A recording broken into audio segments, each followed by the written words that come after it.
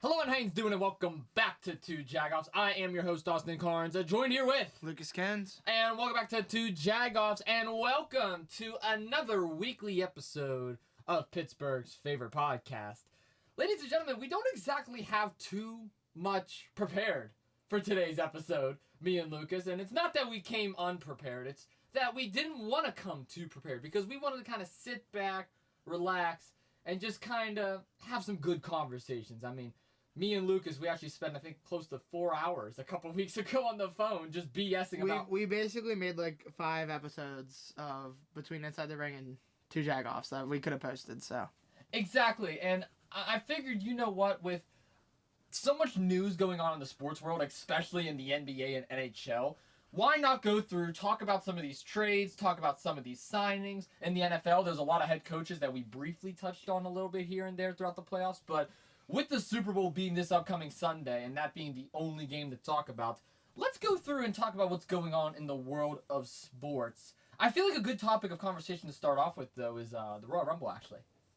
Main event, Jey Uso won the Men's Royal Rumble. Now, if you want a full Royal Rumble recap, I brought back Inside the Ring, my other podcast, and I did that over there, so go check that out. And my man Lucas over here is actually going to be appearing this Friday on Inside the Ring as well to talk about the current state of the WWE. But for the viewers of Two Jagoffs out there, I just want to briefly touch on just the Men's Rumble for a second and main event Jey Uso. All I'm going to do is give a little yeet for main event Jey Uso. Lucas, I want to get your thoughts on it. I mean, it was a stacked Rumble. You had the CM Punks of the world, the John Cena's, the Roman Reigns, Seth Rollins, Drew McIntyre, Sami Zayn.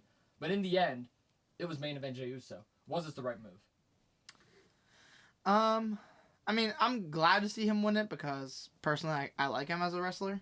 It's not necessarily who I wanted to win, and it's not who I thought was going to win at all. There was a couple names thrown around, especially me and you on our phone call that we threw around, but Jey Uso never even made the conversation. So I'm a little surprised, but I think it could be a good move. It just depends how they play it off. I think it's a good move, too, because he's been in a pretty good feud with Gunther right now. Gunther has been his kryptonite. Of course, he is an incredible world champion. And it seems like that's the direction they're swaying. They're making it going to be Jey versus Gunther at Mania in a rematch where Jey ultimately finally gets the world title. And if that's the case, I couldn't think of anybody better than Gunther to put Jey over in that match. Gunther not only looks great in the ring, he's known for making others look great. So I am totally okay with this decision. Again, I covered it more extensively on my Inside the Ring podcast. I highly recommend you go listen to that. But I agree with you, Lucas. It was a name that never even crossed my mind. But that's what adds to the element of surprise. They're finally backing a guy that's over with the fans. The problem with the WWE for the longest time is they never backed the guy that the fans fell in love with. Like a Rusev, when Rusev Day took over. When Bad News Barrett took over. When Fandango took over. When... LA Knight with Yeah Chance took over. Those were some examples of wrestlers that took over the industry just based on themselves, but the WWE never pushed them, even though they loved them.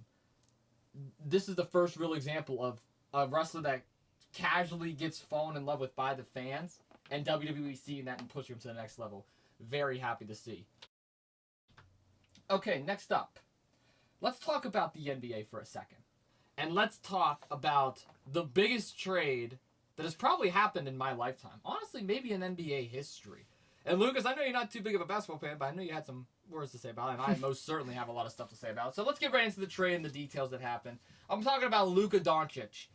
Luka is now an LA Laker. There was a three-team trade, that happened between the Lakers, the Mavericks, and the Jazz.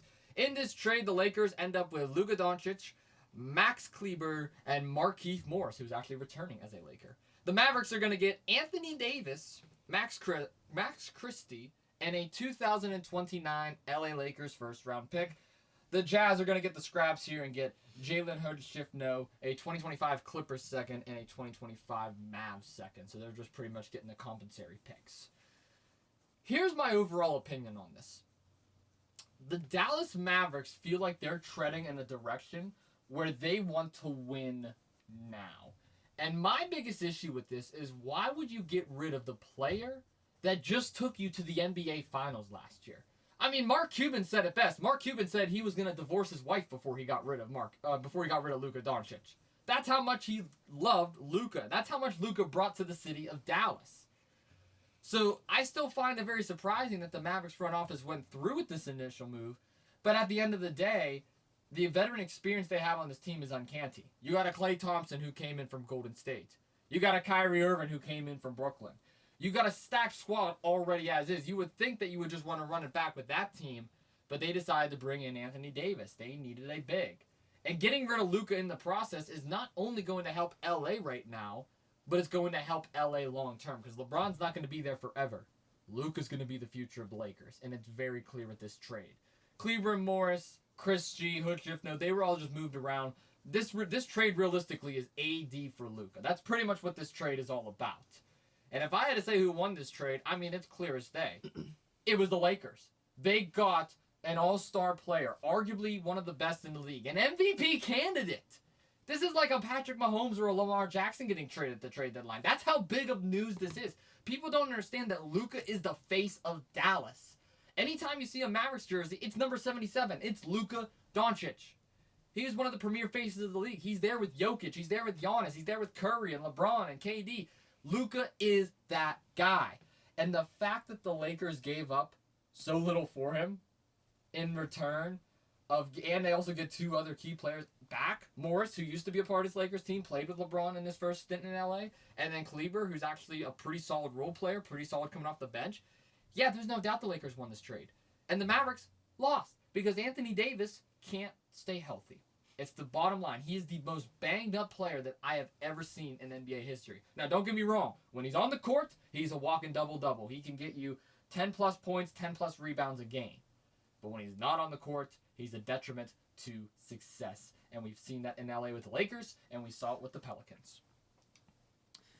Yeah, this trade was bad. As you said, I don't know much about basketball, but just from a basic understanding, I know that getting rid of Luka for an Anthony Davis is just a terrible deal.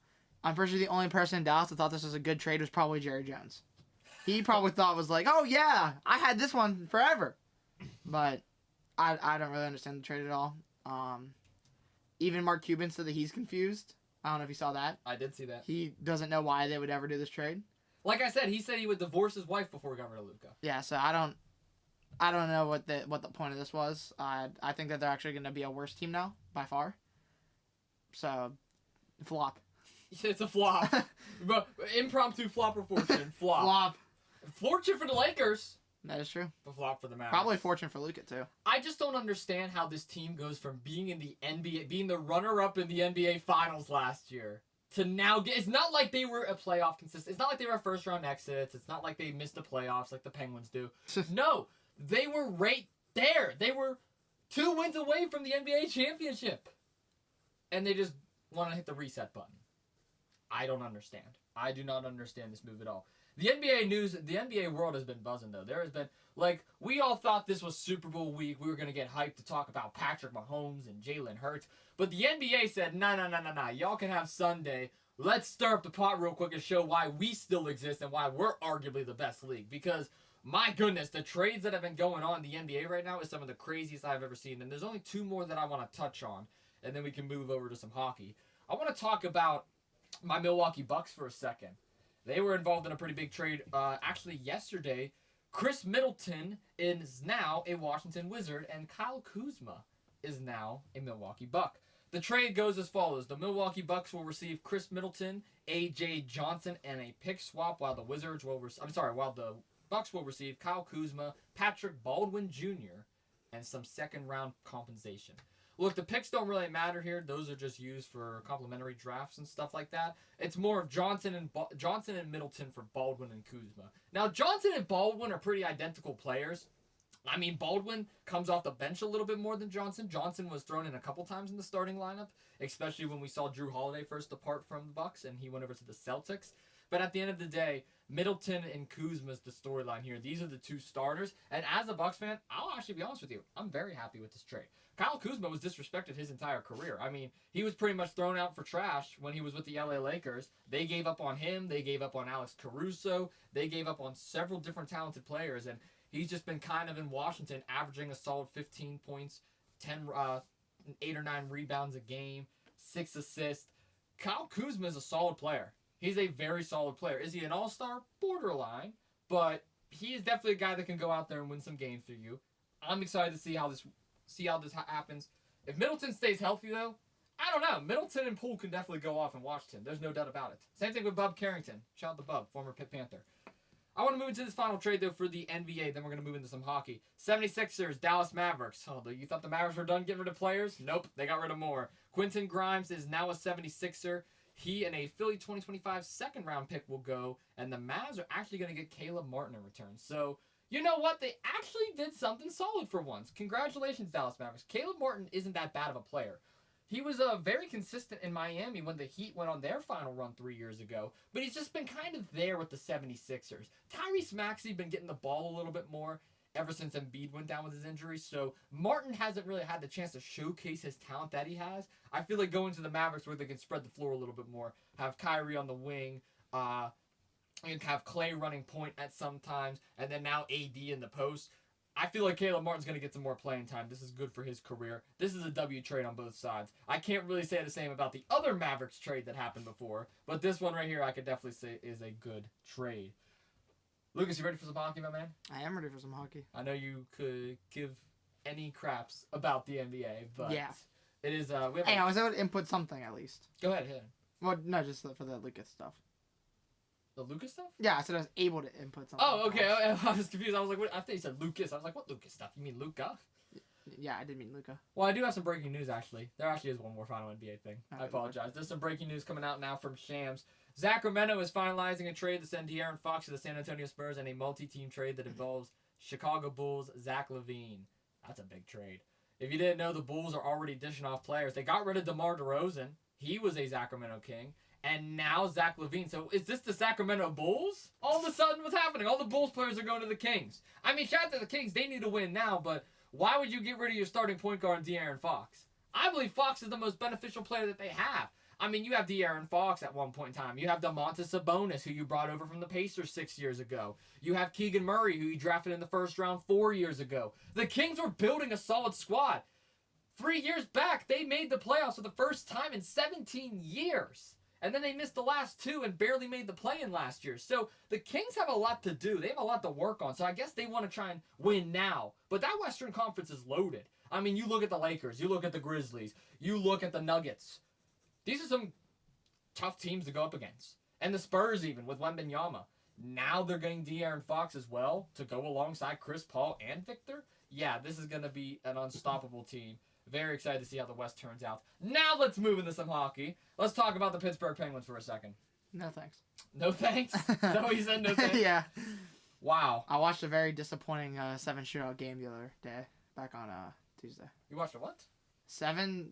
Round 7 shootout game. Sorry. Who was up against again? Why am I blanking? Predators, right? No. Detroit, I think. Oh, the Red Wings? No, not the Red Wings. Devils. Devils. Yeah, I watched their most recent game against the Predators. That's crazy that the Penguins beat them 3-0, and we thought the Predators were going all the way to the Stanley Cup Finals, but... Yeah, that was a really bad early prediction. Yeah, very bad early prediction. That might have been almost as bad as my Rams' Super Bowl prediction this year, but it's okay. Might have been about as bad as the 2009 team. Okay, now you know what? Shut up. No one needs to hear that nonsense from you. No one needs to hear that nonsense. I'll save it for football later on. Yeah, save it for the football later on. We have a lot of football coaches to talk about. But let's talk about the Penguins for a second. I mean, they just got rid of 2 premier players.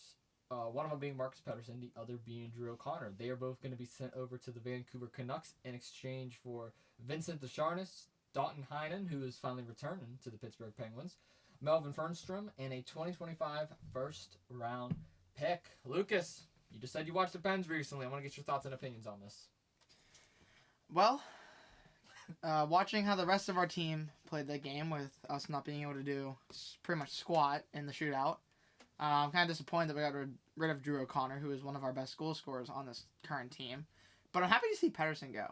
So I'm kind of 50-50 on the trade because I'm happy to see him go, but I'm kind of upset that we got rid of O'Connor whenever we didn't really get anything great back, like goal scoring wise. Yeah, here's the thing. The 2 players we got back, I mean, Heinen is the big one for me. I'm a big fan of Heinen. I'm glad he's coming back. I believe we should have never got rid of him in the first place. So I'm excited to see him come. Marcus Pettersson, I said it before, I'll say it again. He racks up penalties like it's Halloween candy. That's Marcus Pettersson. He racks up penalties like it's Halloween candy. And I'm glad that he is finally being moved on. And did you know the Canucks now have 3 Petterssons on their team? Yeah, I saw that. Any relation? Yeah, someone was actually just showing me that in school today. So I laughed so hard when I saw that. So yeah, good luck to the Canucks play-by-play broadcaster. You have a... Oh, there's Pettersson passing to Pettersson and over to Pettersson. Pettersson scores. So there's going to be a lot of Pettersson. You may as well just call them the Vancouver Petterssons at this point. But yeah, no, Drew O'Connor, here's the deal. I'm not mad at this trade. Do I agree with it? Not fully, but I understand it. I understand where Dubois was coming from this case scenario. You take a guy, Drew O'Connor, who statistically speaking is actually having the worst season in his career, not just with the Pens, but overall. This is the worst season Drew O'Connor has. Now, he's not a bad player. He's a consistent player. Like you alluded to, he's one of the better goal scorers that we have on this team. But at the end of the day, still get him while you can for face value. I feel like they should have moved on from some more veteran players first, like a Erik Karlsson or Chris Letang. You pointed out Evgeny Malkin a couple nights ago. I believe Malkin should stay a Penn just because, I'm a big Malkin guy. But at the end of the day, there's a bunch of other players that you can make an argument for that should have went before a Drew O'Connor. So I get where you're coming from, but I'm actually okay with this trade because, like I said, we are getting a first-round pick. We can see what we can do in the future with that. Fernstorm and Desharnais, I was doing some research on him. Desharnais is a pretty nice, solid player. I'm glad we're adding him to the defensive squad. He's going to be he's Pettersson's replacement pretty much. So it's going to be nice to see him play. I just don't know if Fernstorm and Heinen is going to be just enough yet, especially with Jack St. Ivan on and off the ice. Brian Rust, we know the injuries that he deals with. We can't forget Raquel, who, keep in mind, is having a really good season. He's on pace for a career high. He had 48 points through 40 games. So shout out to Raquel for being one of the bright spots within our offense. But yeah, the Pittsburgh Penguins, they have a lot of moves that they have to make later on. And this is why I said they need to be sellers. This is step one of the sellers. I'm glad they were able to ship off Pettersson while they still can. It sucks to see O'Connor go, but maybe he'll return one day like Heinen just did. All right, let's move into another trade. I want to talk about some former Pens real quick. I feel like every time we talk about Dallas, it just gets worse and worse and worse. We talked about the Cowboys and their moves. We talked about the Mavericks and their moves. I think the Stars actually did something right. I think Dallas Stars is the one bright spot. They're the one star actually in Dallas. No pun intended. There was a pun intended. The Dallas Stars are officially trading a 2025 first-round pick and a 2025 third-round pick in exchange for Cody Ceci and Mikhail Grunlund, two former Pens. How about that? What's your thoughts on that, Lucas? Probably should have never got rid of them. Grunlund, not Ceci. I'm glad Ceci's gone. But you remember Grunlund from like a year ago? A little bit, bits and pieces. I feel like they could have got it for maybe a little bit less. I don't know if they need the first round necessarily. Honestly, I don't think they needed to put the third round pick in there. If it was just the first outright, I'd be fine with it. 2 for 1 exchange, if that makes sense. They could do that, or I was thinking like a second and a third, maybe like a second and a fourth. I don't know. Grunlund was putting up some good numbers this year. He was second in assist on the Sharks. So I understand why they shipped him off while they still could. It's kind of like the Drew O'Connor thing. Like, he was not playing as good as he's capable of playing, but he's playing just good enough to be able to get a first in return. So that's why they shipped off Grunlund. Ceci, he's just been bounced around the league at this point. He's like the Josh Johnson of the NHL at this point. I don't know if anyone knows Josh Johnson, the quarterback that went on like 17 different teams. That's Cody Ceci for you. So I'm okay with this move. They're both former Pens. I was very critical of them in the past. I'm happy to see the success. This honestly helps Dallas out a little bit more. This is going to help them out in their run for the Cup this year. We'll just have to wait and see what happens, see if anything comes from it. Next up, let's talk. We only have 2 more trades in the NHL, then we're going to move to the NFL. Calgary Flames, Philadelphia Flyers. Oh my goodness. Morgan Frost and Joel Farabee is now a Flame. The Flyers are going to get Andre Kuzemka. Oh my goodness, I can't speak. Jacob Pleater, a 2025 second, and a 2028 seventh round pick. I don't know why 2028 seventh has to be in this deal, but I digress. It seems like the most useless pick of all time. Here's the storyline of this game. Frost and Farabee is no longer a Flyer. That's some big losses for the Flyers right there. Those are two of their better scorers. I'm not gonna lie to you. On off the ice, both of these guys are pretty injury prone. Farabee has missed 28 games this year. Frost has missed 10. So I guess getting rid of him again while you still can makes total sense. This is the theme with most of these NHL players. But I would have thought they would have at least maybe thrown in another second or third round pick for these guys. Because at the end of the day, one of them's a future Hall of Famer and the other one's borderline. So we just got to wait and see what happens. Yeah, I guess I'm kind of different. I don't really see it as like why you can still get value, because I feel like whenever you get rid of players like that, you're basically just saying like you're not competing anymore. to like go far. Like the Penguins getting rid of O'Connor, you're not competing to go as far anymore. Yeah. Them getting rid of those two players, you're not going. Well, it's not like they were going any far to begin with. But. Well, that's true, but like now we're definitely not making it far. Mm-hmm. I'm surprised we were able to beat the Predators 3-0. I'm surprised we were able to beat the Predators too. Well, let's end off our NHL one. This is the biggest trade out of them all. JT Miller is back in Rangers uniform again. He's wearing the blue and red threads. The Canucks are trading JT Miller, Eric Brandstorm, and Jackson Dorrington for Flip Chantel, Victor Mancini, and a 2025 first-round pick. I'll be honest with you. I know that we are getting Desharnais as our new defensive end from the Canucks. I wish we would have got Brandstorm or Dorrington over him. I would have much rather Brandstorm. I would have much rather have Brandstorm. He's a solid player. I knew we weren't going to get JT Miller. They talked about that on Pioneer Sideline, possibly getting JT Miller. I looked at them like they were crazy. There was no way we were giving up that much for him. We would have had to give up Raquel and maybe Rust just to even consider. I would cry. Getting him. I would cry. I would cry too. We would not have a Rusty shake anymore. It would be the Miller milkshake. if JT Miller came to town, it would be the Miller milkshake. That was a nice Rusty shake. I like that Rusty shake. Oh my goodness. I would get it if I had money. But I'm a broke college boy. We showed up in my dad's beater car today, so... Yeah, that car is barely passing away as street legal, if it even is street legal. Exactly. It's barely past street legal. But no, this is the best trade of the weekend. Honestly, this is almost as good as some of the other trades we've even seen in the NBA, but the Luka trade just took the world by storm, so that's why this one's getting overlooked. And it's hockey. We always overlook hockey for some reason. I don't know why. Hockey's awesome. We love hockey here in Pittsburgh. Facts. Well, not the Pens, because the Pens are, We love watching hockey. We just hate our team. Yeah, we just hate our team. We just hate our team. I think it's time we move into some football now. It might be. It might be. It might be. You see the big news that happened? If we're talking about the same news, I did. Myles Garrett. I was about to say, does it involve Cleveland? It involves Cleveland. Myles Garrett has officially requested a trade. How about that? That was not my bingo card for this NFL season to see Myles Garrett went out in Cleveland. I mean, are we surprised? I mean, we are surprised, but like, are we logically speaking surprised? No, we're not. But you want to know who I blame? Deshaun Watson. I blame Deshaun Watson. What if Deshaun Watson never played as a Cleveland Brown, Myles Garrett might retire a Cleveland Brown. Myles Garrett has been nothing but loyal to that city his entire career. At the end of the day, you could say whatever you want with the Myles Garrett TJ Watt debate, but there's one thing that neither side can disagree on, and that is their loyalty to each other's teams. TJ Watt is just as loyal to the Steelers as Myles Garrett is to the Browns. The fact that he requested a trade just shows how pitiful this team is and how pitiful the Deshaun Watson trade was. Myles Garrett was perfectly content playing with Joe Flacco, P.J. Walker, Dorian Thompson-Robinson, Jameis Winston, Tyler Huntley, just to name a few quarterbacks that played during his time there. But now, all of a sudden, with Deshaun Watson, it's like this team is god-awful. So if I'm Myles Garrett, yes, make that decision for your career. Take that leap, go somewhere else, and find some success. There's nothing wrong with that. I'm never going to hate on a player for wanting out of a city to go find success elsewhere. Look at DeAndre Hopkins. He is one of the most loyal players in the NFL. Every team he played for, he was loyal to the city, loyal to the fan base. He was loyal to the Texans in his time with Houston. Well, that's why Texans fans loved him. He was loyal to Cardinals fans when he was in Arizona. That's why Cardinals fans loved him. He was loyal to fans in Tennessee. That's why Titans fans loved him. And the reason why Chiefs fans love him so much is because he's loyal now to Kansas City. DeAndre Hopkins is an overall solid guy. Same thing with Myles Garrett. There's a reason why he's in the Walter Payton Man of the Year runnings every year.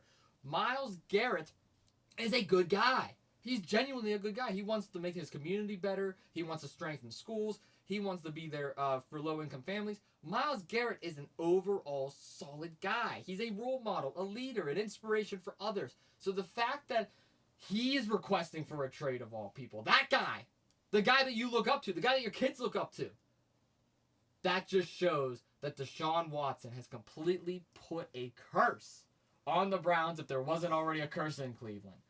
And the Cleveland fan base, you can say whatever you want about the city, they're one of the most loyal fan bases in the entire league. They dealt with a team that sucked every single year. At one point in time, their team only had one win over a 2-year span, yet they still showed up to every single game every year. Can't say the same about other fans in the NFL.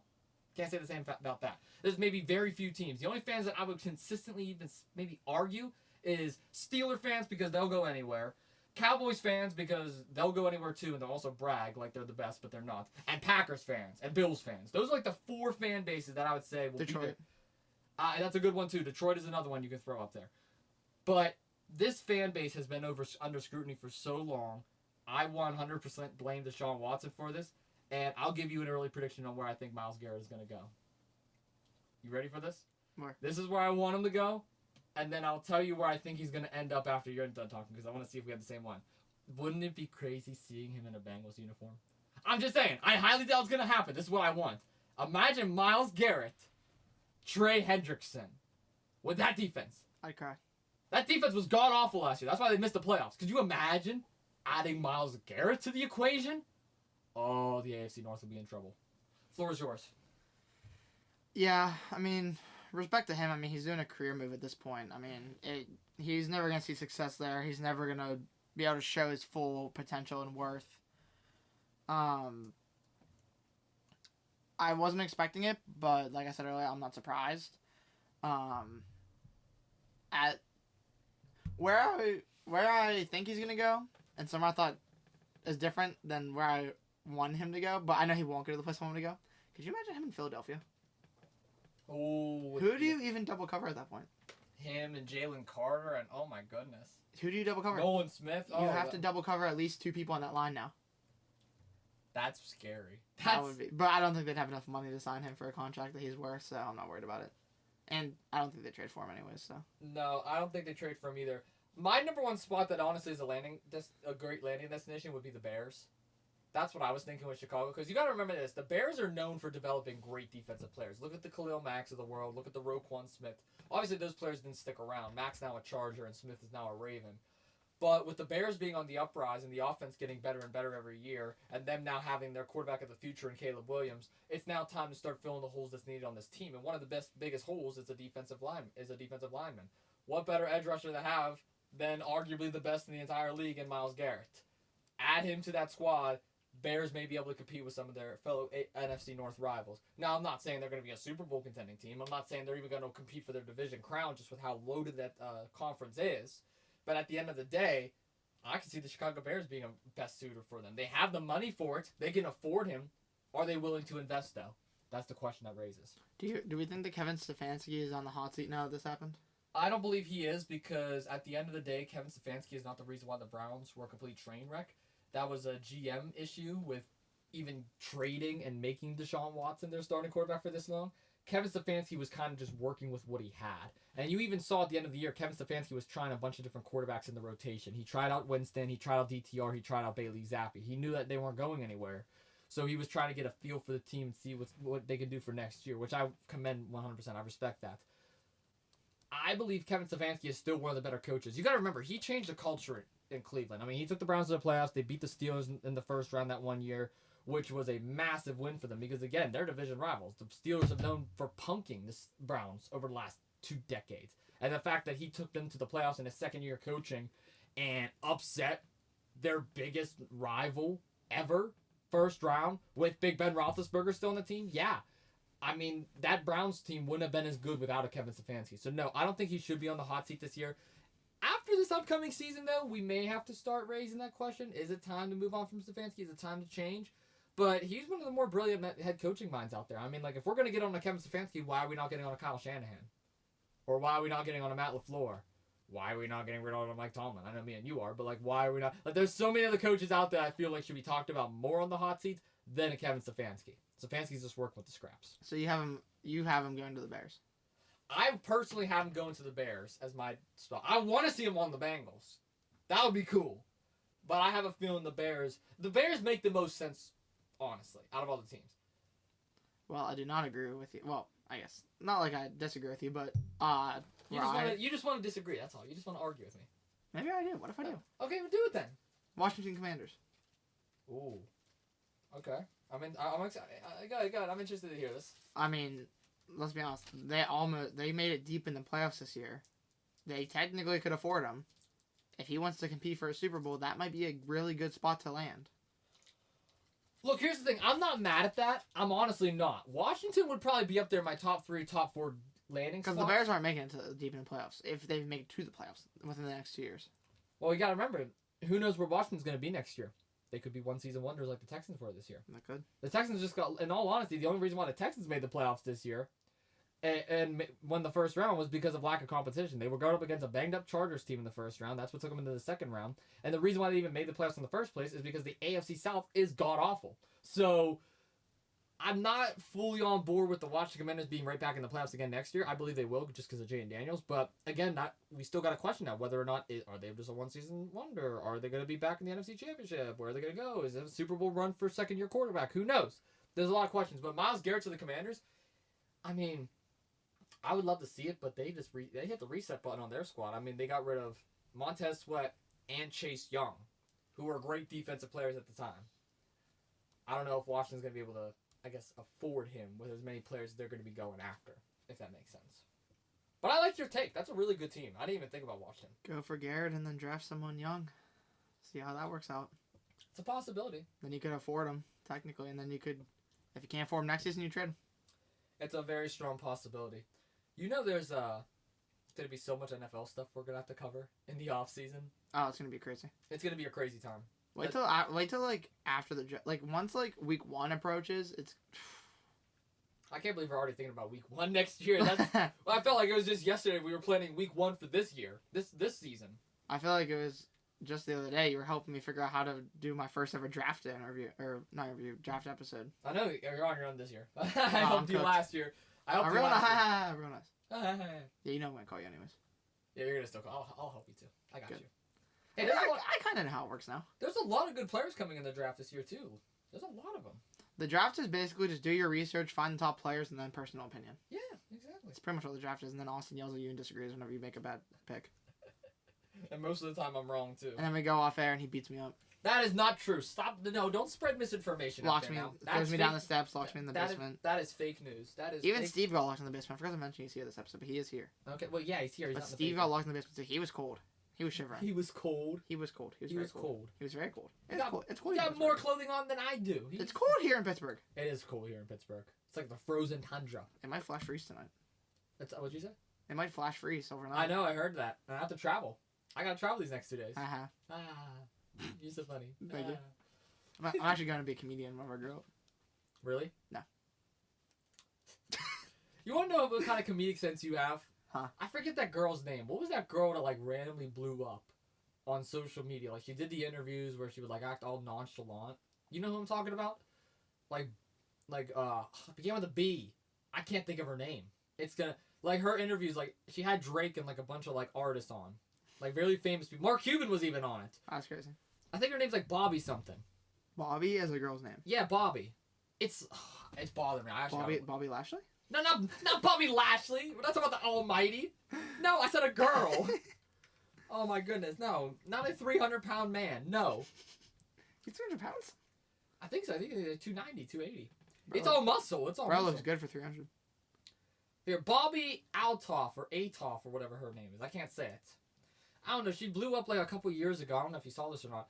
She randomly came out of nowhere. Everyone called her an industry plant because like she just started like bringing all these like random guests on, and apparently she like cheated on her husband or something. That's crazy. Was like a football player. I don't know. I don't know the full story. Anyway, the point is she like a nobody now? Yeah, she's like a nobody now. She's just fooling off screw. Same with the other girl, like you know the. Yeah. You know what I'm talking about. I'm not saying it. I'm not saying it on there. Huh? Say it. I'm not saying Say it. You say it. You say it. You say it. I said to say it first. No, we're not doing that. I'll be silent the rest of the episode. Huh? I won't talk the rest of the episode. Okay, fine. Alright. The silence. I can't with the silence. Alright, well, Lucas isn't going to talk anymore for the episode, so I feel like it's time to move into our next conversation. Let's talk about the Dallas Cowboys for a second. I mean, we talked about the Dallas Mavericks earlier. Luka Doncic now is a Laker. Moves were made there. Of course, Grunlin and Cece now in Dallas Stars uniform. They're not going to be ripping green and gold over the San Jose Sharks blue. But the Dallas Cowboys have recently moved on from head coach Mike McCarthy, and this was a move that a lot of people expected in the NFL world, I would say, because it is not like McCarthy is an awful coach. I wouldn't come up here and bash Mike McCarthy at all.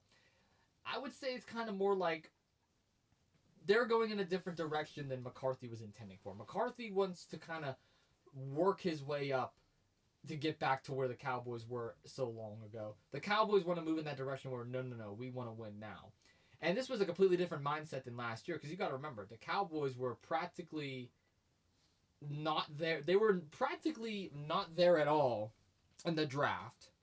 They were just not there. They were not present whatsoever.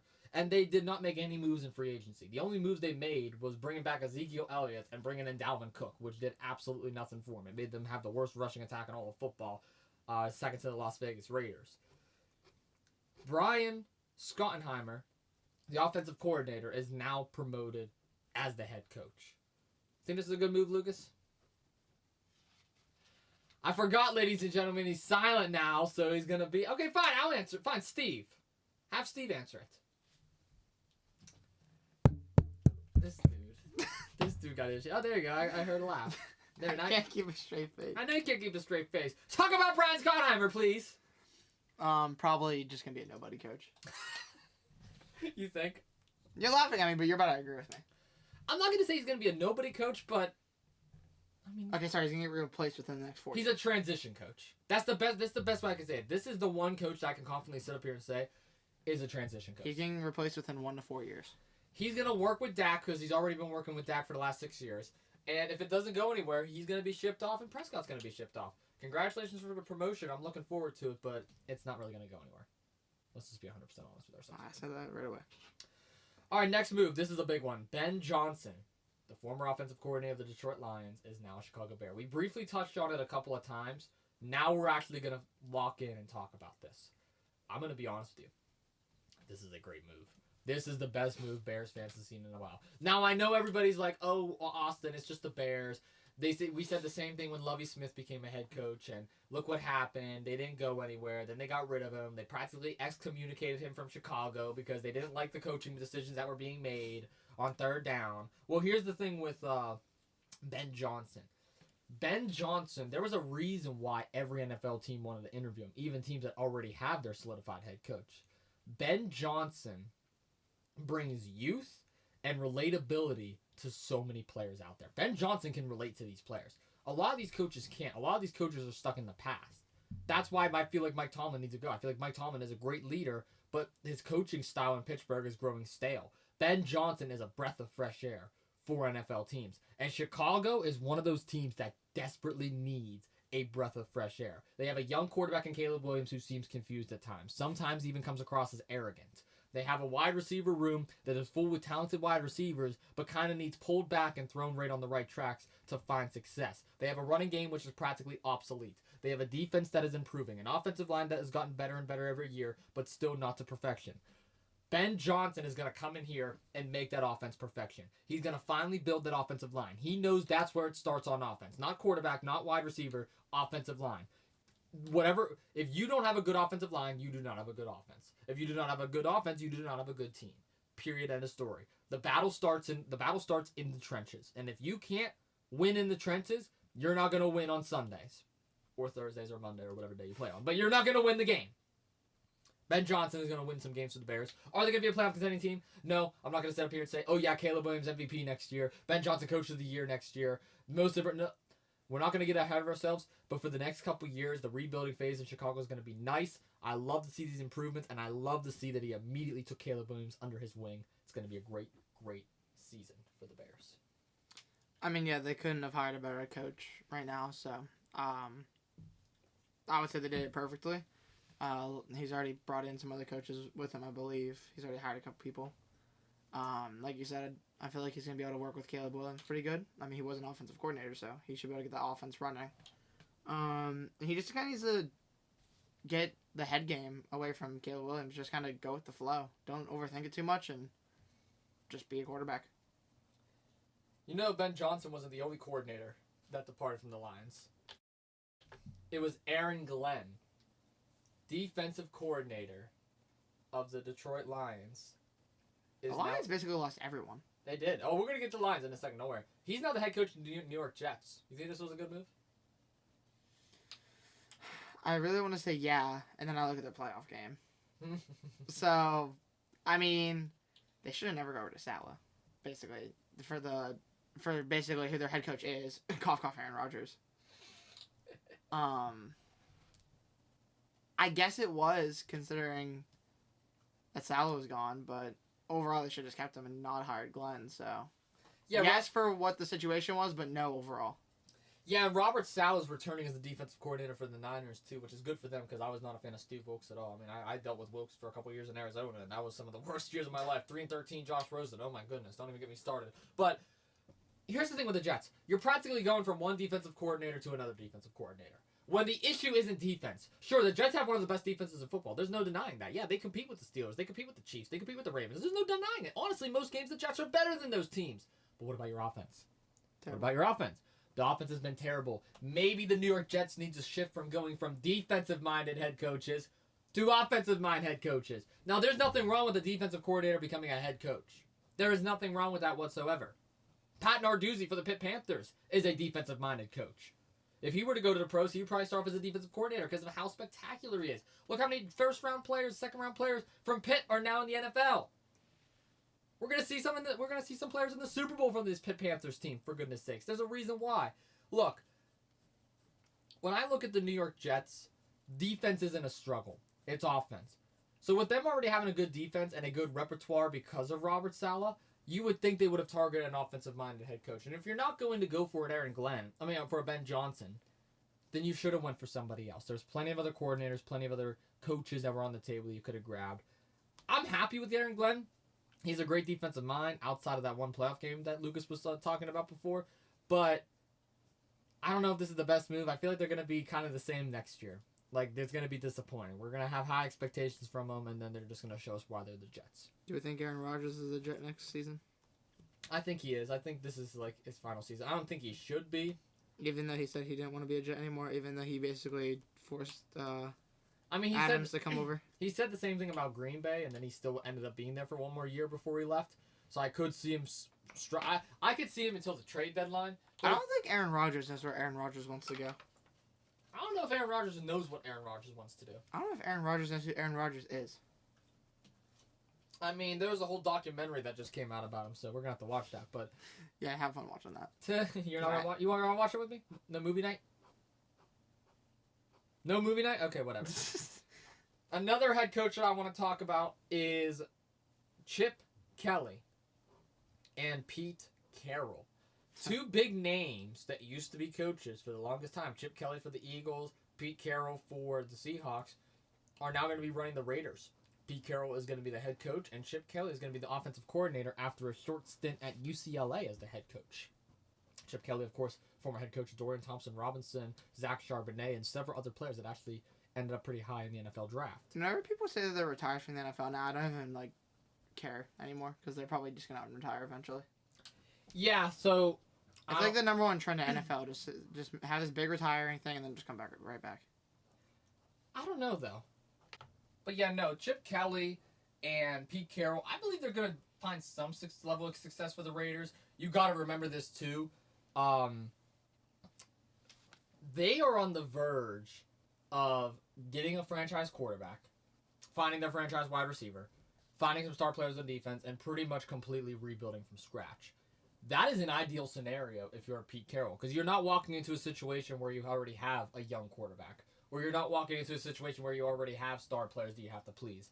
This is a pretty much makeshift Madden Ultimate team that you can make from scratch. Whatever Pete Carroll wants, he's going to get. He got Chip Kelly, brilliant offensive mind. Obviously, he had a short run with the Eagles, which didn't end up too well. That's when and it was like post Andy Reid, and then he went to UCLA, kind of had a resurface. Now he's back in the NFL. Kind of like a Jim Harbaugh story. It's pretty cool to see. I don't know if I'm really too excited for this, though, because the Raiders have to make a lot of moves before they can even find any little bits of success, especially with the Chargers, Broncos, and Chiefs all being playoff teams. Yeah, I mean, I wish him the best of luck. I mean, Pete Carroll is a legendary head coach, but the Raiders are such an iffy team to me. I mean, they have potential. They drafted Bowers, great tight end to work with. Barack Bowers! I could see you winding up. I had to wait. Thank you very much. Oh God, that's my knee. It could be good. It could work out. Maybe they're going to draft someone. Wow, real nice. Making faces at me and other symbols. My fault. Yeah, You said, see, I didn't do anything to you during your talk. Yes, you did. I'm saying I'm drawing a nice picture right now. Okay, well, continue to draw your picture and talk about Pete Carroll. But honestly, I feel like it's not going to work out well. He's probably going to retire again, not very long after he starts, because I don't think he's going to find much success with the Raiders. I mean, or he can have a surprise like Bruce Arians did. I mean, Arians retired from the Cardinals, and then he came out of retirement and won a Super Bowl with the Tampa Bay Buccaneers, and then re-retired. So who knows what could happen? But yeah, no, I agree with you, Lucas. It doesn't really look like there's going to be any success in Las Vegas anytime soon. Two other coaches we're going to talk about.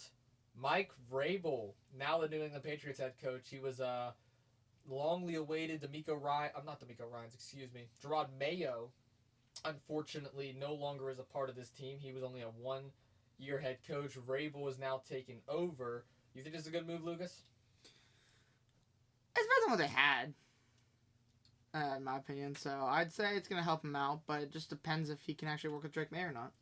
Because you need to develop Drake May. You're not moving on from him. I agree, and the reason why I said D'Amico Ryans, I have him in my notes here for a second. Mike Vrabel reminds me a lot of D'Amico Ryans. D'Amico Ryans was a former player in the NFL. He then got a coaching gig with the Houston Texans, and he's able to relate to those players. The players are able to connect with him better because he was on the field at one point in time. He was in their shoes. Same could be said about Mike Vrabel, and Vrabel actually played for the New England Patriots when he was an NFL player. So the fact that he's returning to his former team, as so many players are, like Aaron Glenn, he used to play in the NFL for the Jets. Now he's returning to the Jets as the head coach. Vrabel played for the Patriots. Now he's returning to the Patriots. You're starting to see a common theme here now with former players returning to their teams as coaches later on. Even Harbaugh, he used to be the quarterback for the Chargers. Now he is the head coach. It's interesting to see how this dynamic works. I'm excited for Vrabel. I believe this is the best head coaching signing thus far. Now let's talk about the worst. Liam Cohen, the former offensive coordinator of the Tampa Bay Buccaneers, is now the head coach for the Jacksonville Jaguars. Did you see his press conference? I did not. He went Duval County. Like, you got to put more emphasis on it. I'm not even from Jacksonville, never been anywhere near it. But when you're talking about Duval County, you got to go Duval County. That's how you got to be. You have to have some energy, some passion. You know what I'm saying, Lucas? Liam Cohen came walking in here like he works at a law firm when he's applying for an NFL head coaching job. Come on, Cohen, put some emphasis on it. Let me get your best Duval County, Lucas. Let me get it. My voice would crack like crazy right now. Okay, I'll do it for you. Duval County. That's how you say it. I mean, we have an unenergetic coach for a terrible ownership. 2 peas in a pod. Right there. That's pretty much what I heard. They go from Doug Peterson to Liam Cohen.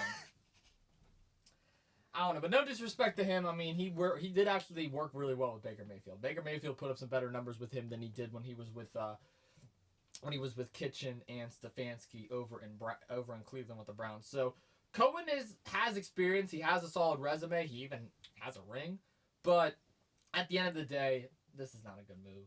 I'm not excited for this one. I don't think this is going to hurt the development of Trevor Lawrence even more. Lawrence is probably going to be traded in the next couple of years, and it's not his fault. Really?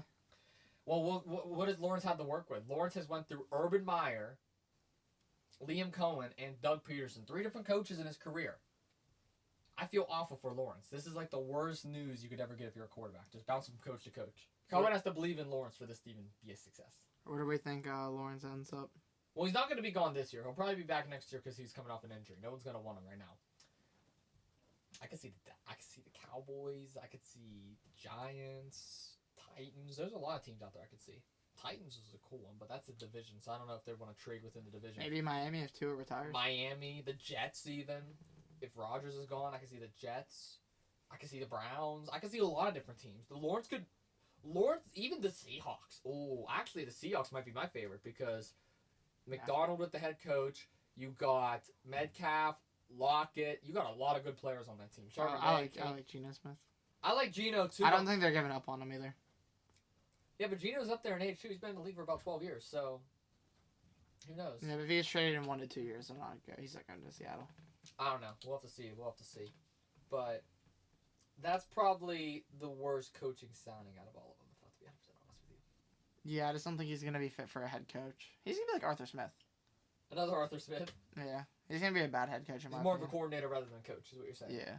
That's fair. I mean, we've seen that with a lot of different coaches out there, so. I mean, it's hard because it seems like more recently head coaches can't, like, if you were a coordinator beforehand, it seems like they're just not adapting to having to call both sides of the field now. No. Like, it seems like if you were a defensive coordinator, you have a great defense.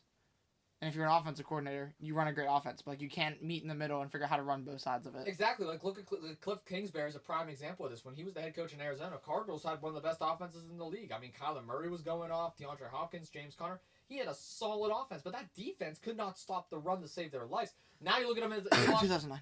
Now you look at him. Well, Cliff Kingsbury wasn't part of the 2009 smartass, but Cliff Kingsbury, when he went over to Washington with the Commanders, look how great that offense is. And the reason why the defense was also pretty good is because he doesn't have to worry about it. That's more of a Dan Quinn issue. So, who is a defensive-minded head coach? So you see the parallels how that works out there. I don't know, man. I like your coordinator take that you had here. Offensive coordinators that become head coaches have great offenses but bad defenses. And then defensive coordinators that become head coach have great defenses but bad offenses. Yep. We'll have to wait and see where that goes. Talked about a lot of sports today. We did. A lot of sports. And I want to end off today's episode of Two Jagoffs actually throwing some updates on the podcast on what exactly is going to happen over the next couple weeks. The biggest news out there, I don't know if you guys saw the social media post or not, but we're officially on YouTube now. Some of you may actually be listening to this podcast on YouTube, so thank you all so much for that. That is the biggest news that honestly we're going to be reporting on today's episode, because YouTube is something I've wanted to do ever since I started this podcast, well before Lucas and me even got back in contact. I always wanted to do YouTube, and that was something I told you right from the get-go when you first hopped on board. You're like, why are you not on YouTube? And I'm like, listen, we're going to be there one day. It's crazy how we talked about this, like, literally about this time last year. Yeah. Sitting here, I was like, we could put a camera right there. Right there. YouTube. Right there. I mean, we're not on camera yet, but we're at least on YouTube now. We're stepping in the right direction. We're in the step in the right direction. We're on 5 different platforms, 4 different social media pages: Facebook, Twitter, Instagram, TikTok, Spotify, YouTube, Amazon Music, iHeartRadio, and Podchaser, which I don't know. There's actually people that listen to us on Podchaser. Yeah, that's crazy. I don't know who's listening to us on It's funny how it wouldn't be like as funny like if we knew we were there. It's just like we didn't even know we were on it. Yeah. It was just like a surprise. Yeah, I looked one day and I was like, oh my goodness, I forgot. I linked my RSS feed to Podchaser. Shout out to all, and the 3 or 4 people that do listen to us on Podchaser, thank you. Thank you for tuning in to the Two Jagoffs. Welcome to the Jagoff Mafia. We appreciate your guys' support as much as everybody else does. And not only that, Lucas, I'm actually posting the full episodes now to Facebook, not just as links. Like, I'm posting the full episodes on the Facebook starting this week. This episode will be the first. So to our new Facebook friends out there, welcome to Two Jagoffs. It's about damn time you tuned into an episode. Click the link next time. It's your fault. Go to Spotify. How is it my fault? You haven't been posting the episodes there. It's not their fault. Well, it's hard to post it when it's just audio. You have to have some sort of video playing. So, that's not my fault. That's a Facebook error. It's your fault. Should have been making videos sooner. Well, we have it out now. We're doing a visual podcast now, so there's going to be pictures popping up every time we talk about something, so... Yeah, and someone messed up with one of the other episodes, and... No, it was just a thumbnail. It was just a thumbnail. You screwed up the thumbnail. It was... Oh, goodness. That's a thumbnail. Boo-hoo. I worked hard on that thumbnail. You did, actually. That logo looks I had nice. to reach out and get permission. I know, the logo story is like one of my favorite stories to tell on this podcast. But let me ask you this, Lucas. Is there any final words you have for the Jagoff Mafia? Because we have a big episode coming up on Sunday that I think is good to end this off talking about. It's a massive episode. Massive episode. Fan favorite. You know what else is massive? No, we're not. Low taper fade, sir. See, you can see the levels of immaturity between the two of us. I'm 21. You're about to be 18 in like a couple weeks. What is it? It's February 26th. 26th? I got it. Give me a fist bump. I got it this time. I suck with birthdays. Lucas knows that. So do I need to talk about your immaturity in the car rides over here every week? Do we need to talk about your immaturity in the car rides over here? Yeah, but if you're calling me immature, you gotta call yourself immature on those car rides. Okay, we are both very Do I need to tell them the story about that golf course road? You do not need to tell the story about the golf course. So who's immature? That is better to stay off. Who's immature? Who's immature? Yeah. Do I need to tell you about the story about us riding through Carnegie with my muffler hanging down from the That's your fault! That's your car! That's not my fault! That's not my fault! It's your car! Oh my goodness. Whatever. Anyway, we're getting off topic here. Actually, the only person immature in that story was the guy that said, roll your window down! That was pretty immature. Listen. Here's the big news for everybody out there. This is the news that everyone cares about. Two Jagoffs has a Super Bowl special this Sunday. And this is where we are finally going to break down the Super Bowl. I know we've been putting it off. We didn't talk about it all today on purpose. Me and Lucas will give our predictions, our thoughts, and our opinions. And for those who are wondering where my dad has been, don't worry. He's not in the basement like Lucas was. He is going to be returning. Admit I'm in the basement. Oh my goodness. He is going to be returning on Sunday to discuss his Kansas City Chiefs. And not only that, we have a very special guest joining us as well. Mr. Jack Dean is returning to the podcast. There'll be 4 of us on the Super Bowl special this year. Last year, it was just me, you, and my dad, and that actually ended up being the 3rd most viewed episode in 2 Jagoffs history. We actually almost couldn't have Well, I mean, it hasn't happened yet, but for now, we're having Mr. Jack Dean on. We almost couldn't, though. We always could. There could be issues. This was a very stressful week. Yeah, there may be issues getting this episode out, but we are determined to get all 4 of us on. So the plan, as of right now, here on this Thursday, is Mr. Jack Dean, myself, Lucas, and my dad will all be on 2 Jagoffs for the Super Bowl special. But if all goes wrong, I do apologize in advance. Oh, that'll be their YouTube debut. My dad and Jack's first time on YouTube as well. That would be. That would be. So shout out to them for that. One last announcement I would like to make. I've been on a lot of different shows this week. I was on Sideline to discuss the Penguins. I was on the Steel City Commuters podcast with Nicholas Brown to talk about both the Penguins and the Super Bowl. I gave my Super Bowl predictions on there earlier this week. Of course, I did 2 Jagoffs with you, Lucas. We did Inside the Ring as well. My wrestling podcast I brought back. But I have a show called The Austin Cairns Show on WPBJ. It's not a podcast. It's actually a radio show. And I have a big announcement that I would like to make here on 2 Jagoffs. First time out there. Lucas Khuns, the fellow Jagoff, is going to be joining me on my radio show. Lucas, you're ready to make your radio debut. How about that? I am. I'm even going to be DJing one single song. You're going to DJ as well. You're going to DJ on a radio station. You're going to talk sports on a radio show. Anyone that knows me will know which song I end up DJing. Yeah, that's a good song. It is a good We song. were jamming to it on the way here. We were jamming to it on the way here. Oh my goodness. See, me and you have a similar taste in music sometimes. Like, I'm more of a country guy, but like I step outside that country box a little bit. And when I do step outside the country box, me and you are right there. It's Bruno Mars. It's Bruno Mars. It's Bruno Mars. It's Bruno Mars. W singer though. He is the W singer. W singer. One of the greatest of all time. Hint, hint at the song. But yeah, no, Lucas is going to be joining me on the the radio show tonight. Actually, this episode will be coming out before the radio show. So if you have a chance, tune into WPBJ Radio. You can also download the TuneIn app. It's a free app. All you have to do is make an account and boom, go to 670 AM station and you'll hear the 2 Jagoffs talk about the Super Bowl. Kind of give our little Super Bowl preview before we get into the special this Sunday. It's going to be a bit of a warm-up for us. I'm already sick of talking the Super Bowl. I've talked about it all week. So this is just another week. This is another day for me. Man, putting me on 3 different shows in the same week, you must really be struggling to get content out. No, I just need the views. You know, Lucas and Steve. Yeah, I know. I bring all the big views. You're bringing all the big views. You know what's crazy? Like out of all the episodes you did by yourself, none of those are close to like the top. It's always looking to have guests on. That's not true. My college football Caden episode. Warner, Super Bowl special. Devontae Dean. Just ones with me in general because I'm so cool. Steve. Hey, Kevin's episode did really well too. His first ever episode. I did. That's the 5th most viewed episode. The Jake Gensel episode. When Jake Gensel got traded. I don't know if it's because Gensel got traded or if it's because I brought Kevin on, but. I think it was probably because Gensel got traded because they had some pretty good views on TikTok whenever I posted too. So we actually had a good amount of people that was a good week for us. That was a really good week for us podcast wise. Especially because we were so much smaller back then. So like getting like the couple hundred views or like 100 views I got on TikTok, that was like big for us. Absolutely, dude. I'm so happy with where the podcast is right now. We're now in the studio again. We're on YouTube. We have new equipment. I mean, like, this is something we've been talking about all NFL season. And of course, now the NFL season's dying down. We don't have as much content to put out there. Yeah, I know. It's like, wow. We got all the equipment during the worst time of the season. Figures. Yeah, figures. At least we have it going in the next. Figures. This is like the first time we've had 2 working mics this entire season. I know. It feels nice. The audio sounds so much more clear. I know. I don't have to like huddle up next to you. I know. Like we get our own person. We get our own. We have our own tables. I have water. You have water. I don't have water. I finished mine, but you have whatever that thing's called. Where? That thing. The big thing. Oh, yeah, the new audio interface. Yeah, I can not think of that to save my life. Even though I was just talking about it last night actually with my uncle. Really? Yeah, he's buying some equipment. I recommend the P8 Pod Track. That's what I have. Yeah, I don't think. Shout out to Angelo, my podcasting professor. Actually, it's Dave the Pool Guy. Dave the Pool Guy. He's buying some mics and some interfaces to record his music. Oh, that's awesome. Not like published music. Dave I think the Pool just, Guy makes music. Do you know how cool of a stage name that would be? Yeah, you know he actually has a really good singing voice and he's really good at guitar. Like he's actually like he does a lot of like open mic at like restaurants. And really? Stuff. Yeah. Do you know Riley's Poorhouse that used to be in Carnegie before it burned down? Yes, I know. I was supposed to have my 21st birthday there. He used to do the open mics there like a lot. I went to go watch him a bunch of times. That's awful that I can't watch it anymore. Dang, I would have. I know. Love to see Dave. Imagine this, like there's an opening for like a big star. Give me a big star that's coming to town, just like a random singer. Give me an artist. 21 Pilots. 21 Pilots. Let's just say 21 Pilots is coming to Pittsburgh, but they need an opening act.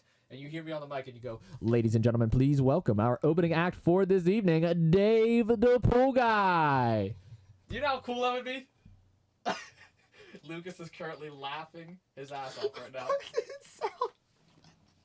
It's because I played with the phantom power. It made it sound like I'm a radio. Go ahead, here. Put your mouth up to the mic and say something real quick. It's going to sound like you're on the radio. No, I'm serious. Go ahead. I'm like dying. Go ahead. Put your mouth up to the mic and say something. Ladies and gentlemen, welcome back to another episode of Two Jagoffs. There we go. That was great. That was great. I felt so cool. I did. For my 5 seconds of fame. Dave the Pool Guy. Yo. And on today's episode of What is Steve Gonna Do Today? Oh my lord. This is alright. This is going off the rails now. Yeah, I feel bad for all of our headphone users. We never give warnings until after we already do what we should be warning them about. Here's your headphone warning, everyone. Yeah, there's the headphone warning. Only a minute delayed. Lucas, do you have any final words for the Jagoff Mafia? I think it's time we send him on out of here. We're just getting off the rails now. Stay tuned for Sunday. Yeah, stay tuned for Sunday. Big episode Sunday. Big radio show tonight. That's all that we really have to be said. Let's get on with the next episode. I'm Austin Cairns. That's Lucas Khuns. See you on the next one. Peace.